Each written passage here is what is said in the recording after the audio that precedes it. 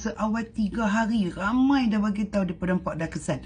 Paling cepat you all dapat immediately lepas you all pakai, kulit you all terus glowing. Apa yang saya cakap tu yang ni. Seriously you all tengok nah, dia besar ni je. Kalau you all tanya saya beli tak pakai 2 kali, ya Allah. Harga tengah murah you all nak pakai 2 kali. Pakailah. Tapi kalau tanya saya pakai sekali. Kenapa? Saya nak dia betul-betul concentrated. Nampak tak? Dekat tempat yang sapu dekat mata. You all tengok pipi. You all tengok pipi lepas tu dia terus glowing. Dan you all akan rasa. Dia sebab utama kenapa kita kena dengan jerawat, kerana kulit kita kering. Yang ni sesuai sangat-sangat untuk kulit yang kering.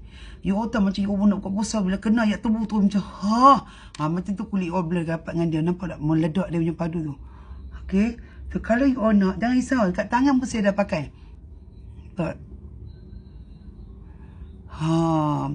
You all akan rasa kulit you all glow, lembap. Okay, jerawat makin pudar, melasma semua. So kalau you all nak raya tahun ni dengan kulit yang lebih cantik, seller tengah bagi harga murah. Saya sendiri pun tak boleh nak beli, masa saya beli dulu 30 lebih. Cuba you all check kat beg kuning berapa you all dapat. You all akan terkejut. Padu macam ni punya result. Kalau you all pergi kat salon, dia pakai produk ni, memang treatment tu ratih. Pasal produk yang instantly deliver result. Terus dia nampak. So kalau nak, pergi ke beg kuning. Okay, fast action, fast result. Dia dapat 3 hari, dia dah start nampak. Kita ambil sekarang, kita dah tak lama lagi nak raya. Kulit kita dah lama sangat dengan masalah jerawat, melasma. Daripada besar saiz peta Pulau Pinang sampai peta Malaysia, campur peta Borneo, Asia Tenggara, dan nak jadi peta dunia dah.